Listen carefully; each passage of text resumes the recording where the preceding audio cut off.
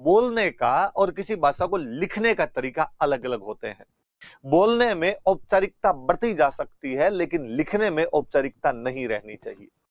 वैदिक संस्कृत का वह रूप जो कालांतर में लोगों की बोलचाल की भाषा में आया, उसी को हम कहते हैं पाली। वह रूप जो बोलचाल की भाषा में था वो था पाली। वह रूप जो लिखने के अंदर आया वो संस्कृत था। थोड़ा सरल रूप है। वेदों की संस्कृत बहुत कठिन थी। वेदों की संस्कृत कितनी कठिन रही होगी कि उसको समझने के लिए हमको वेदांग रचने पड़े थे। तो थोड़ा सरलतम रूप जो हम 10वीं क्लास तक पढ़ते हैं, पढ़ती पठन पठनती पढ़सी पढ़त पढ़त है पठावे पठामी पठावे पठामे वाला जो रूप था वो संस्कृत वाला रूप है। जो बोलचाल का रूप था वो था पाली, जो लिखने का रूप था वो था संस्कृत। कोई भाषा जब किसी क्षेत्र में लंबे समय तक बोली जाती है तो कालांतर में लोग उसमें लिखना शुरू कर देते हैं, उस बोली को ही भाषा का रूप दे देते हैं। पाली में भी लिखा जाने लगा। पाली में जब लिखा जाने लगा तो अलग अलग खूब सारी प्राकृत भाषाएं टूटी पाली से बनकर। जैसे मैंने कभी आपको बताया था कि अपने यूपी, राजस्थान, गुजरात वाला जो इलाका था ये सूरसेन महाजनपद हुआ करता था। भगवान कृष्ण का जो इलाका हुआ करता था सूरसेन महाजनपद कहते। तो वह पाली भाषा जो सूरसेन महाजनपद के अंदर बोली जाती थी वो हो गई सोरसेनी प्राकृत। मैंने बोला यूपी, राजस्थान, गुजरात का एक लंबा सा इलाका था। आप यूपी से ऊपर की तरफ चढ़ेंगे तो आएगा बिहार, गुजरात से ऊपर की तरफ जाएंगे तो आ जाएगा महाराष्ट्र। एग्जैक्टली जो महाराष्ट्र में प्राकृत आई वो महाराष्ट्री प्राकृत हो गई, जो बिहार की तरफ प्राकृत आई वो मागधी प्राकृत हो गई। मतलब पाली का वह रूप जो राजस्थान, गुजरात, यूपी के अंदर था वो सोरसेनी प्राकृत। पाली का वह रूप जो महाराष्ट्र की तरफ था महाराष्ट्री प्राकृत। पाली का वह रूप जो बिहार की तरफ था मागधी प्राकृत हो जाता है। कालांतर में सोरसेनी प्राकृत फिर दो भागों में टूटी।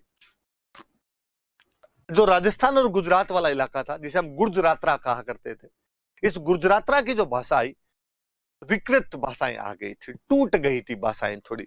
वो जो क्लासिकल फॉर्म थी उससे वो जनसाधारण की फॉर्म के अंदर आ गई, इसलिए उनका नाम पड़ा अपभ्रंश। प्राकृत से खूब सारी अपभ्रंश भाषाएं निकलकर सामने आई, इसलिए सोरसेनी से बनी गुर्जरी अपभ्रंश। मतलब जो गुजरात और राजस्थान के अंदर बोली जाए वो गुर्जरी अपभ्रंश, और जो यूपी वाले बेल्ट के अंदर रहे वो सोरसेनी अपभ्रंश। मैंने भी बताया कि सोरसेनी प्राकृत यूपी, राजस्थान और गुजरात में थी। इसके यूपी वाले इलाके की सोरसेनी अपभ्रंश हो गई, राजस्थान और गुजरात वाले इलाके के अंदर जो थी वो गुर्जरी अपभ्रंश हो जाती। गुर्जरी अपभ्रंश फिर टूटी, राजस्थान के अंदर हो गई राजस्थानी, गुजरात के अंदर हो गई वो गुजराती। सोरसेनी अपभ्रंश से भी भाषा का विकास हुआ। और हिंदी आप याद कीजिए, मैं भी बोल रहा हूं कि यूपी में जो प्राकृत का रूप टूट के आया था वो सोरसेनी अपभ्रंश था, जिसे कालांतर में हिंदी का विकास हुआ। हम आज भी मानते हैं कि यार शुद्ध हिंदी यूपी वाले बोलते हैं, और अपने को लगता है कि नहीं यार उनको एकदम एग्जैक्टली सही आता है, वो सही बोलते हैं, अपने से नहीं बोला जाता है यार।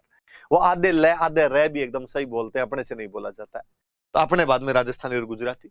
राजस्थानी के फिर दो रूप आए, एक आए डिंगल और एक आए पिंगल। ये पूरी माथापच्ची बताने का एक कारण है। अपने को याद ये रखना है, कोई पूछे कि राजस्थानी का विकास किससे हुआ तो गुर्जरी अपभ्रंश। सबसे ज्यादा याद रखी जाने वाली बात यह है कि राजस्थानी का विकास किससे माना जाता है तो गुर्जरी अपभ्रंश से माना जाता है। हालांकि खूब सारे विद्वान हैं जो इसका विकास सोरसेनी अपभ्रंश से भी मानते हैं कि नहीं यार ये सोरसेनी अपभ्रंश से बनी थी। कोई तो कहता नागर अपभ्रंश से बन गई थी, पर अपने को जिस एक सॉलिड विचार जो माना जाता है राजस्थानी भाषा के विकास का वो गुर्जरी अपभ्रंश माना जाता है। तो कभी कोई प्रीलिम्स में क्वेश्चन आ जाए कि राजस्थानी का विकास कौन सी अपभ्रंश भाषा से माना जाता है, अधिकतम विद्वानों का जो मत है वो किस तरफ है तो गुर्जरी अपभ्रंश की तरफ है, वो ध्यान देना। फिर यहां से मैं एक चीज और उठाऊंगा, मैंने भी बोला कि डिंगल और पिंगल दो भाषाएं। हमने राजस्थानी के दो फॉर्म पढ़े, डिंगल और पिंगल। हम जानना चाहेंगे इनके अंदर क्या अंतर है, डिंगल और पिंगल के अंदर। मैं इनमें बताता हूं, देखो आपको।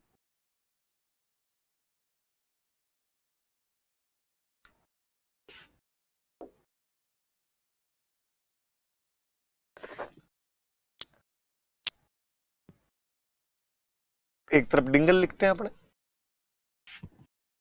एक तरफ पिंगल लिखते हैं। डिंगल और पिंगल बेसिकली पश्चिमी राजस्थानी का जो साहित्यिक रूप है, literary form of western Rajasthani, वो डिंगल है।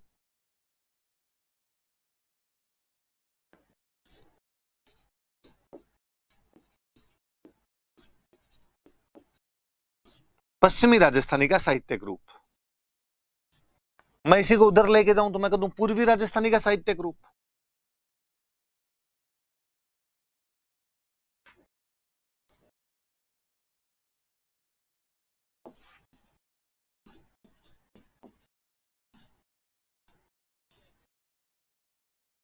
एक अंतर तो यह है कि पश्चिमी राजस्थानी में जो साहित्य लिखा गया वो डिंगल का है, पूर्वी राजस्थानी में जो लिखा गया वो पिंगल का है। हालांकि कोई नियम नहीं है एग्जैक्टली, इसके अपवाद भी हो सकते हैं, आप कोई 100% लेके बैठ जाओ ऐसा भी नहीं होता है, पर मोटे तौर पर यह है कि पश्चिमी राजस्थानी डिंगल वाली है और पूर्वी राजस्थानी पिंगल वाली है।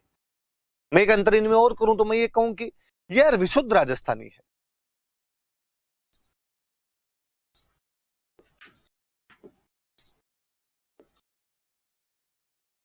मैं इधर वाली में कहता हूं कि राजस्थानी में ब्रिज मिल गई आके,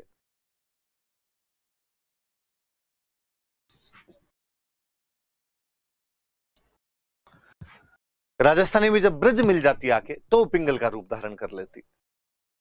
मैं ये कहूं कि इसमें वीर रस ज्यादा है, युद्धों की वो चीजें ज्यादा मिलेगी। मैं इधर वाले के लिए बोलूं कि श्रृंगार रस ज्यादा है, और जहां ब्रिज आएगी वहां श्रृंगार नहीं आएगा तो आएगा ही कहां। जैसे ब्रिज आएगा, मथुरा आएगा, भरतपुर आएगा, कामा आएगा, और ये सब चीजें आते हैं, राधा कृष्ण आएंगे, और राधा कृष्ण जहां पर आएंगे वहां पे श्रृंगार की बातें की जाएगी, तो श्रृंगार रस ज्यादा है। इधर वाला अधिकतर साहित्य चारण साहित्य है।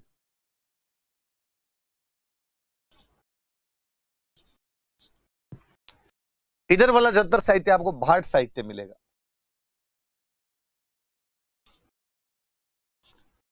चारण कवियों ने ज्यादातर रचनाएं जो अपनी है वो डिंगल के अंदर की, भट्ट कवियों ने ज्यादातर जो रचनाएं हैं वो अपनी पिंगल के अंदर की। एक मोटा मोटा सा अंतर है कि ये पश्चिमी राजस्थानी का साहित्यिक रूप है, वो पूर्वी राजस्थानी का साहित्यिक रूप है। इसमें केवल राजस्थानी है, उसमें राजस्थानी में ब्रिज मिश्रित होती है। ये वीर रस प्रधान है, ये श्रृंगार रस प्रधान है। इसमें चारण साहित्य अधिक लिखा गया, उसके अंदर भाट साहित्य अधिक लिखा गया। मोटा मोटा सा एक अंदाजा ये है, एक अनुमान ये है। इसमें नया पेज नहीं ले सकते क्या? और बात बताता हूं आपको, सुनो आगे।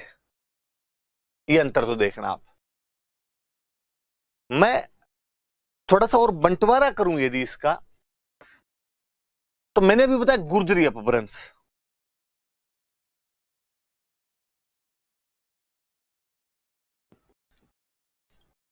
ये जो गुर्जरी अपभ्रंश थी, ये लगभग 11वीं से 13वीं शताब्दी के बीच में थी।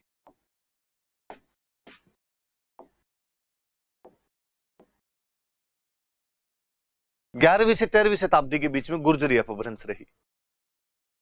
यहां से भाषा अलग होने लगती है, राजस्थानी अलग होती है, गुजराती अलग होती है। राजस्थानी का प्राचीन रूप सामने आता है। प्राचीन राजस्थानी 13वीं से 16वीं शताब्दी।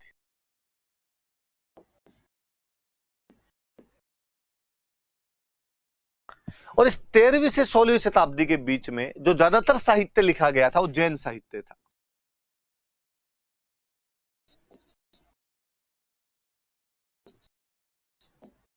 ज्यादातर साहित्य जैन साहित्य लिखा गया, जैन धर्मावलंबी जो थे उनके द्वारा लिखा गया था। और सूरी नाम बोले जीते देख लो, शालीभद्र सूरी, वीरभद्र सूरी, जिनभद्र सूरी, वज्रसेन सूरी, जो कोई आपको मिलेंगे वो सारे के सारे जो जैन लिटरेचर मिलेगा। वापस याद कीजिए, मैंने बताया था कि प्राचीन राजस्थानी ग्रंथ जैनों द्वारा लिखे गए, इसलिए प्राचीन चित्र भी अपने को जैनों की किताबों में ही मिलते हैं, बाकी कहीं जगह नहीं मिलेगी। आप याद कर लीजिए, 10वें कालिका सूत्र चूर्णी है, आपके श्रावक प्रतिक्रमण सूत्र चूर्णी, सुपार्श्वनाथ चरितम, सारे के सारे जैन साहित्य मिलेगा आपको। उसके बाद मध्यकालीन राजस्थानी,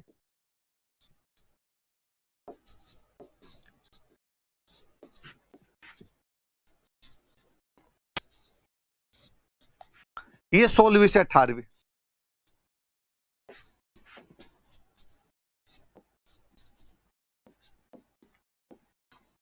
ये जो ज्यादातर साहित्य था ये चारण साहित्य था।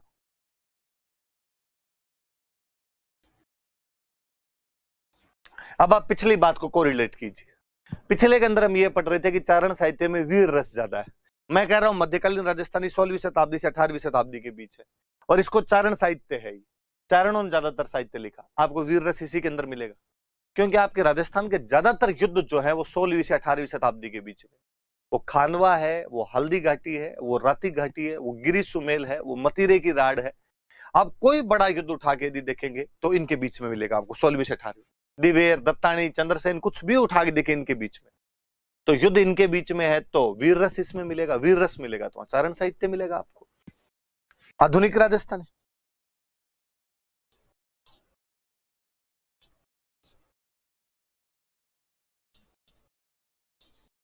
और ये 18वीं शताब्दी से लेके अब तक है।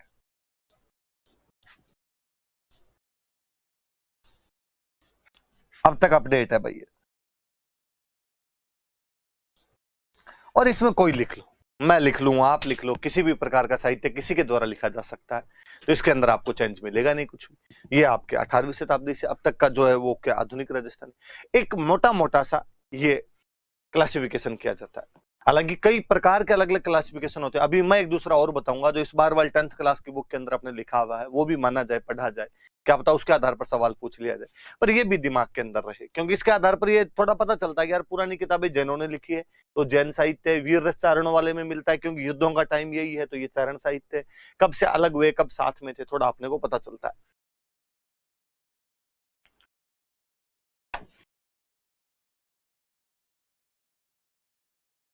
ये पढ़ लिया हमने। थोड़ा सा राजस्थानी भाषा के इतिहास पर ध्यान देते हैं। लगभग 783 ईस्वी में उद्योतन सूरी जालोर के अंदर बैठकर एक बुक लिख रहे थे प्राकृत भाषा में। मैं कहूं 8वीं शताब्दी में, यदि मैं ये बोलता हूं तो कोई गलती नहीं होगी उसके अंदर, कि 8वीं शताब्दी में उद्योतन सूरी नाम का एक राइटर एक बुक लिखता है, कौलय माला, जालोर के अंदर लिखी हुई बुक आपने, प्राकृत भाषा की बुक है। जैन राइटर, जैनों की शुरुआत की रचनाएं प्राकृत के अंदर मिल जाती है, पर वो प्राचीन राजस्थानी का फॉर्म है अपना लगभग। वो कौलय माला में 18 भाषाओं का वर्णन है, और उनमें एक भाषा का नाम मरु भाषा है।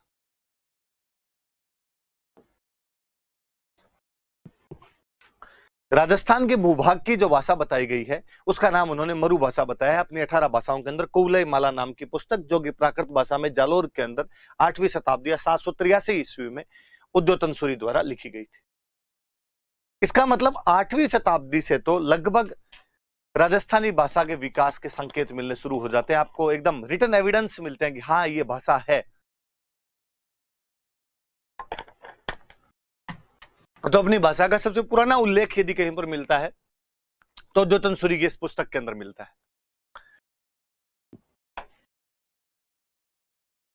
16वीं शताब्दी में लगभग अकबर के दरबार का एक इतिहासकार है अबुल फजल।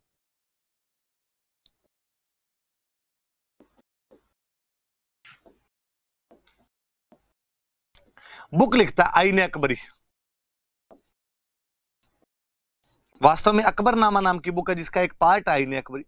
इसमें भी कई भाषाओं का वर्णन किया हुआ है कि अकबर के राज्य के अंदर कौन कौन सी भाषाएं बोली जाती है, कौन कौन से लोग रहते हैं, कौन कौन से टैक्स लिए जाते हैं, ऐसी कई बातें। और उसमें एक भाषा का वर्णन है और उस भाषा का नाम है मारवाड़ी। वो भाषा मारवाड़ी है। मतलब 8वीं शताब्दी में उद्योतन सूरी जिस भाषा को मरु भाषा बता रहे हैं, अबुल फजल उस भाषा का नाम थोड़ा सा चेंज करता है और उस भाषा का नाम मारवाड़ी बता देता है। ये 16वीं शताब्दी में आईने अकबरी फारसी भाषा की एक पुस्तक है जिसका ये अबुल फजल नाम का एक अकबर का दरबारी इतिहासकार ये बात लिखता है।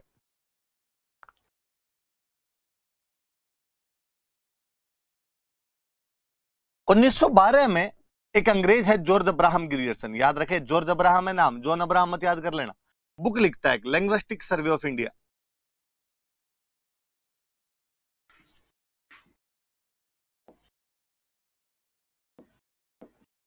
लिंग्विस्टिक सर्वे ऑफ इंडिया नाम की एक बुक लिखता है और इसमें हमारी भाषा का नाम लिखता है राजस्थानी।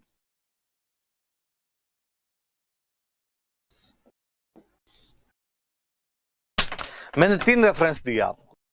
8वीं शताब्दी में उद्योतन सूरी जालोर में प्राकृत भाषा में कौलय माला में 18 भाषाओं के वर्णन में मरु भाषा का वर्णन करते हैं। 16वीं शताब्दी में अकबर का दरबारी इतिहासकार फारसी भाषा में आईने अकबरी में राजस्थान की भाषा का नाम मारवाड़ी बताता है। 20वीं शताब्दी या 1912 ईस्वी में अंग्रेजों का एक इतिहासकार जॉर्ज अब्राहम ग्रियर्सन या भाषाविद जॉर्ज अब्राहम ग्रियर्सन अपनी पुस्तक लिंग्विस्टिक सर्वे ऑफ इंडिया में राजस्थान की भाषा का नाम राजस्थानी बताता है। न केवल ये भाषा की एंटिक्विटी दिखाती है बल्कि भाषा की कंटिन्यूटी भी दिखाती है। कि न केवल हमारी भाषा प्राचीन है बल्कि वह निरंतर है।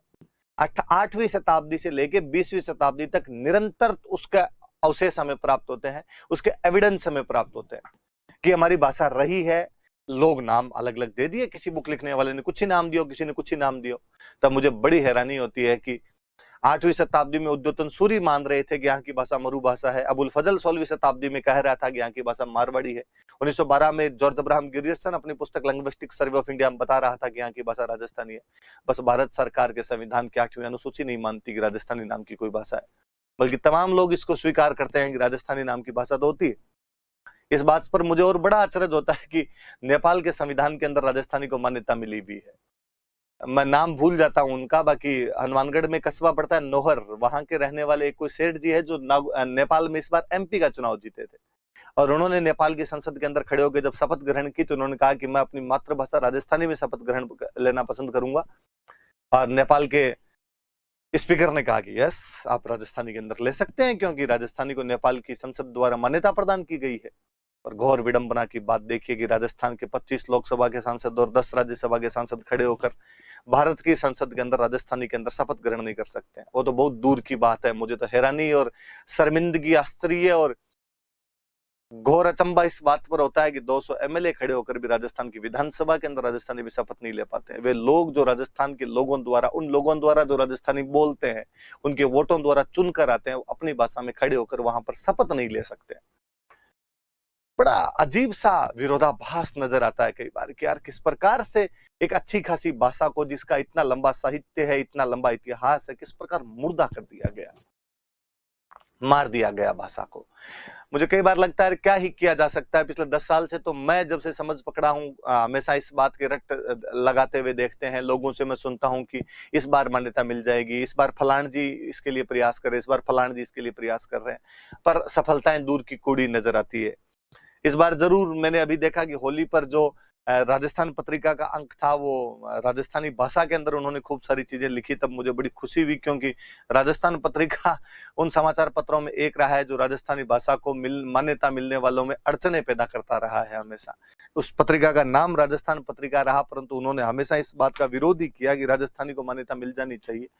और अक्सर पता नहीं लोग कहाँ से ये निकाल के लाते हैं कि राजस्थानी को जब मान्यता मिल जाएगी तो इसे हिंदी को नुकसान पहुंचेगा। मुझे लगता है यार, जब आपने मैथिली को उनको जब मान्यता दे रखी है, उससे यदि इसको असर नहीं पड़ा है, हिंदी को कोई असर नहीं पड़ा, जबकि वो तो पूरी तरीके से हिंदी की एक बोली है मैथिली, उसके बावजूद असर नहीं पड़ रहा है, तो राजस्थानी तो अलग है यार। हिंदी से राजस्थानी का कोई लेना देना नहीं है, वो पूरी तरीके से अलग भाषा है, कैसे असर पड़ जाएगा इसका।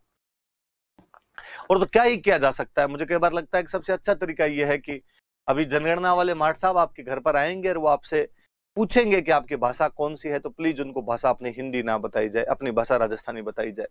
एक बड़े स्तर पर जब कॉलम के अंदर राजस्थानी लिखी जाएगी तो शायद भारत सरकार के कानों तक जरूर रहेंगे कि इतने बड़े लोगों की भाषा को इस प्रकार से मारा नहीं जा सकता है।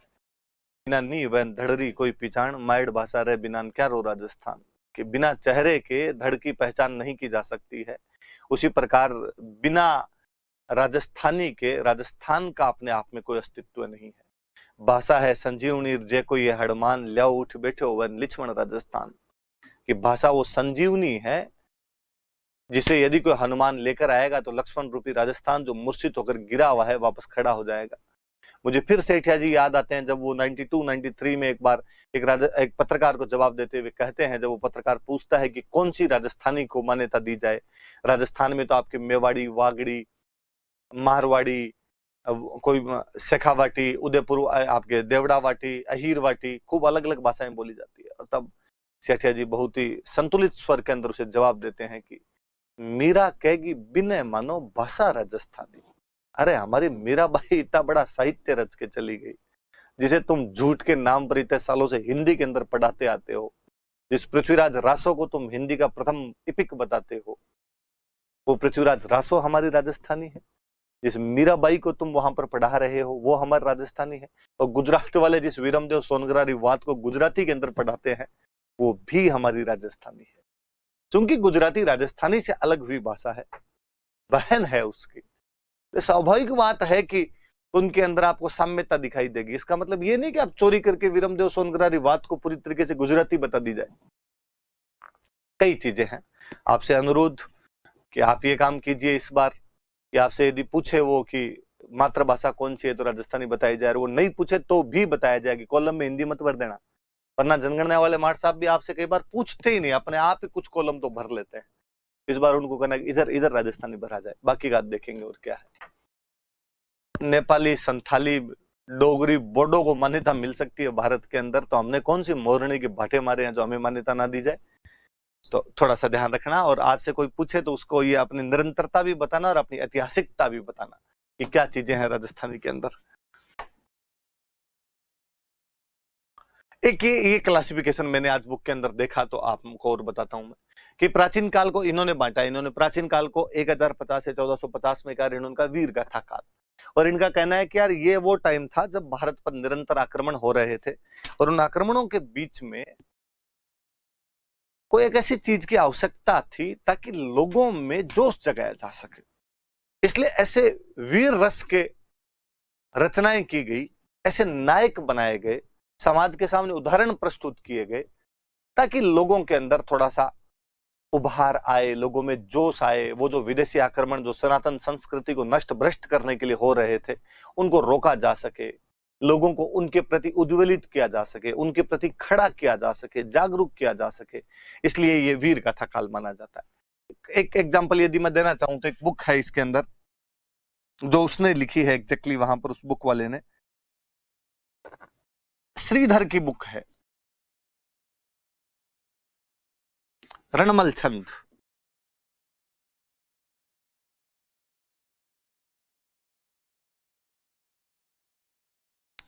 ये जो रणमल थे ईडर के राजा थे, और इन्होंने गुजरात में जगह पड़ती है पाटन, वहां पाटन के सूबेदार जफर खान को हराया था।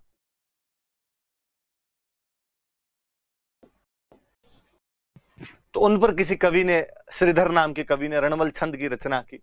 रणमल ईडर के राठौड़ राजा थे जिन्होंने गुजरात में पाटन के सूबेदार जफर खान को हराया था, तो रणमल छंद लिखा गया। ऑब्वियसली अपने बात में वीर गाथा की बात है, वीर गाथा लिखी गई है इसके अंदर। इन्होंने मध्यकाल को दो भागों में बांट दिया, पूर्व मध्यकाल और उत्तर मध्यकाल के अंदर बांट दिया, प्री और पोस्ट के अंदर बांट दिया इन्होंने मिडाइवल को राजस्थानी भाषा के। और उन्होंने कहा ये भक्ति काल है, कि ये वो समय था जब बाहर से जब विदेशी आक्रमणकारी आ रहे थे तो अपने साथ में एक नया धर्म लेके आ रहे थे, इस्लाम। उस धर्म की वजह से पॉजिटिव और नेगेटिव दोनों चीजें आ रही थी। समाज में कुछ पॉजिटिव चीजें आ रही थी कि उसमें जब समानता का व्यवहार देखते तो अपने यहाँ के लोगों को लग रहा था कि यार हमारे धर्म में समानता क्यों नहीं है। वो जो राजा थे, इस्लामिक राजा थे, उनके द्वारा जब धर्म परिवर्तन करवाए जा रहे थे तो भी अपने लोगों को लगता था कि यार हम उधर क्यों जाए, हम इधर ही रह जाएंगे, और यदि किन्हीं कारणवश लोग उधर जा रहे हैं तो हम उन कमियों को दूर कर लेंगे। ऊंच नीच की जो भावनाएं थी उनको दूर करने के जो प्रयास किए गए थे, संतों महात्माओं द्वारा जो भी प्रयास किए गए थे, तो भक्ति काल है। निर्गुण और सगुण दोनों प्रकार की रचनाएं की गई, निर्गुण भी मिलेगी और सगुण भी मिलेगी।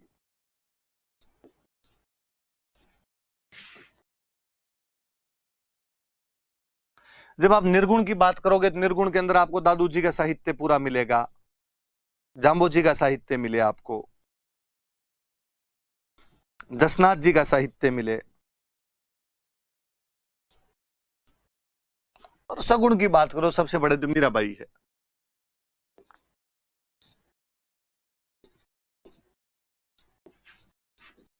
मीराबाई की जो रचना है, तो ये आपके थोड़ा सा पूर्व मध्यकाल जो भक्ति काल था अपना, जिसमें संत महात्मा वगैरह हुए और जिन्होंने ये संत साहित्य, मैं इसको संत साहित्य भी कह सकता हूं।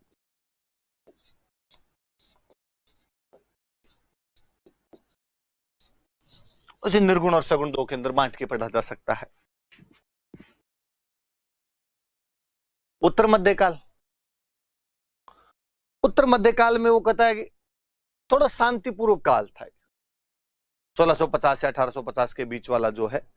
हालांकि औरंगजेब के टाइम में वापस अपने लड़ाई दंगे शुरू हो गए थे, पर फिर भी कमोबेश थोड़ा जो पहले वाला ज्यादा रक्त रंजित इतिहास है उसके मुकाबले थोड़ी सी स्थिरता दिखाई देती है अपने को यहाँ पर।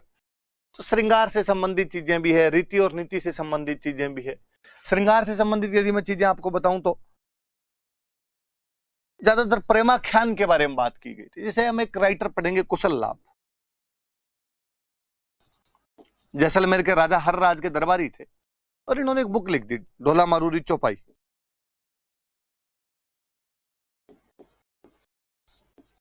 चार चार पंक्तियों का काव्य रचा गया तो चौपाई कहते हैं उसको, ढोला मारूरी चौपाई। तो ढोला मारू के ऊपर लिख दी गई। रीति और नीति की बात करें अपने, तो रीति में तो काव्य है वास्तव में। तो बहुत अच्छा काव्य लिखा गया मंछाराम सेवक द्वारा। मंछाराम सेवक है और उन्होंने एक भगवान राम पे एक रचना लिख दी, रघुनाथ रूपक।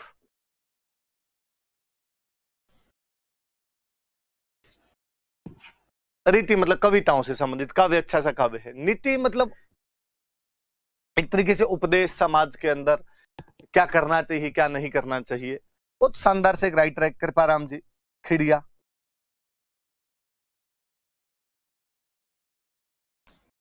बहुत फेमस सी रचना, आप लोगों ने नाम सुने होगा, राजियारा दुआ। राजियारा दुआ या राजियारा सोरठा नाम से भी जाना जाता है उसको।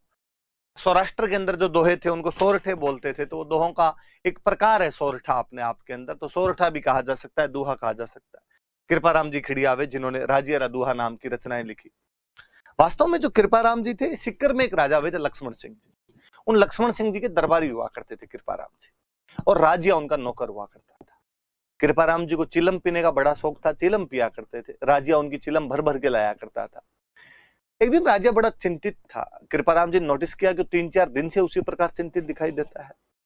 कृपाराम जी ने पूछा उससे कि भाई तुम्हारे चेहरे पे क्यों 12 बजी हुई है, क्या टेंशन हुई? और वो रोया कृपाराम जी के सामने। और उसने कृपाराम जी को कहा कि मेरे दरअसल दिक्कत यह है कि मेरे कोई बेटा नहीं, और मेरे मरने के बाद मेरा तो वंश लुप्त हो जाएगा, मेरा तो नाम लेने वाला कोई नहीं बचेगा। मुझे बड़ी चिंता होती है इस बात की। कृपाराम जी मुस्कुराए और कृपाराम जी ने कहा कि नाम की चिंता मत कर, तू तो अपने चिलम भरा कर और मजे किया कर, नाम मैं कर दूंगा तेरा। मैं आज के बाद जितने दोहे लिखूंगा उन सब के अंदर तेरा नाम लिख दूंगा, मैं राजिया लिख दूंगा उनके अंदर। आने वाली पीढ़ी जब तक स्प्रिंग बोर्ड के अंदर नहीं पढ़ेगी तब तक नहीं जान पाएगी कि राजियारा दुआ जो है कृपाराम जी खिड़िया ने लिखे हैं। उसको लगेगा कि किसी, और आप सोच के भी देखिए, मजाक की अलग बात है, आप सोच के देखिए कि यदि आप किसी आदमी को राज्य के दोहे किसने लिखे हैं, वो कहेगा यार दिमाग खराब है, राज्य के दोहे राज्य ने लिखे, इसलिए तो राज्य के दोहे हैं वो। पर नहीं भाई, राज्य के दोहे वो कृपाराम जी खिड़िया ने लिखे। छोटी क्लासों से आप कई दोहे कभी सुनते आए होंगे। आपने कोई छोटी क्लास में एक दोहा सुना होगा कि कस्तूरी काली घनी कांटा तुले, सकर घनी स्वरूप रोड़ा तुले राज्य। नीति का दोहा है, समाज की तुलना की गई है काले गोरे के प्रति की कस्तूरी काली घनी कांटा तुले, कि कस्तूरी जो होती है वो एकदम काले रंग की होती है, पर उस कांटे से तुलते से सुनार सोना तोलता है। सकर घनी स्वरूप रोड़ा तुले राज्य, सकर खूब सफेद होती है, व्हाइट होती है, पर क्या करें भाटों से तुलती है। तो रंग मैटर नहीं करता, गुण मैटर करते हैं। कस्तूरी में गुण ज्यादा है तो सुनार तुले, शक्कर में उतने गुण नहीं है तो भाटों से तुले। एक और अच्छा सा दोहा मुझे याद आता है, देखिए आप लास्ट में राज्य नाम, कस्तूरी काली घनी कांटा तुले, शक्कर घनी स्वरूप रोड़ा तुले राज्य। एक छोटी क्लासों में और बोला करते थे कि पाटा पीड़ उपाव तन लगा तलवारिया, वह जीभ रा घाव को रति ने औषध राजिया। पाटा पीड़ उपाव, पीड़ मतलब दर्द, दर्द का उपाय पट्टी है, पर कौन से दर्द का? तन लगा तलवारिया। यदि तन पे तलवार का दर्द हो, तलवार से लग जाए उसका दर्द होता है, पट्टी बांध लो ठीक हो जाएगा।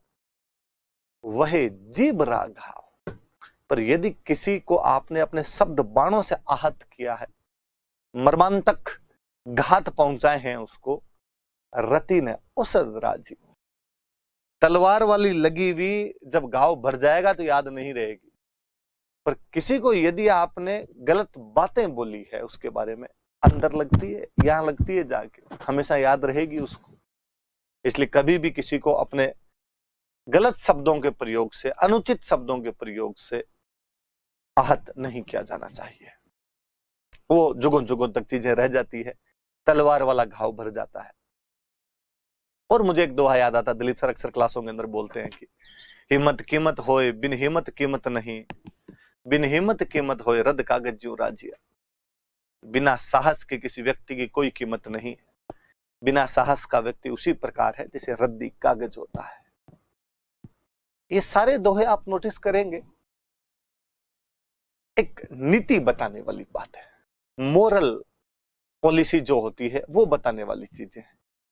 गह भरियो गजराज मद छकियो चले मत है, कुकरिया बेकाज रोवे भूसे क्यों राजिया। हिंदी का वो जो मुहावरा है कि जब हाथी चलता है तो कुत्ते भौंकते हैं, उसको राजस्थानी के अंदर अनुवाद कर दिया उस कवि ने। तो खूब सारे दोहे, फुटकर दोहे रचे उन्होंने, और सब में पीछे में राजिया का नाम लिख के चले गए। धन्य है कृपाराम जी, जिन्होंने अपने एक साधारण से नौकर को असाधारण दोहों के अंदर इतना वर्णित किया कि इतिहास पढ़ते समय विद्यार्थी को राजिया का दोहा नाम आते ही कृपाराम जी बाद में दिमाग में आते हैं, राजिया पहले दिमाग के अंदर आ जाता है। तो वो जो कृपाराम जी थे वो सिक्कर के राव राजा लक्ष्मण सिंह के दरबारी थे और राजिया उनका नौकर हुआ करता था। तो ये वो तीसरा काल हो गया आपके। आधुनिक काल है जिसमें विविध विषयों विधाओं से युक्त 1850 से लेकर अब तक। मैं यदि थोड़ा इसको और सिंप्लीफाई करना चाहूं तो मैं कहूंगा कि यह वह काल है जब जन जागरूकता की आवश्यकता थी ही। हम अंग्रेजों के खिलाफ लड़ रहे थे, सामंती शोषण के खिलाफ लड़ रहे थे। कुछ कवि वे जिन्होंने ऐसी बातें कही, उन कवियों में हम नाम लेना चाहेंगे मूर्धन्य सूर्यमल मिशन,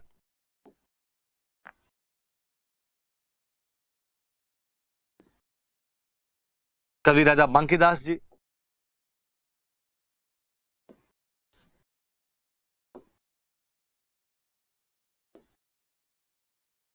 बांकीदास जी की रचनाएं मैं पढ़ा चुका हूं आपको, शंकरदान सामोर,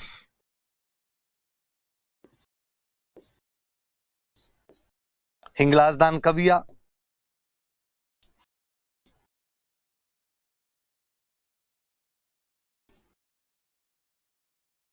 ये कुछ कवि हुए जिन्होंने तत्कालीन समाज में जन जागरूकता के काम किए।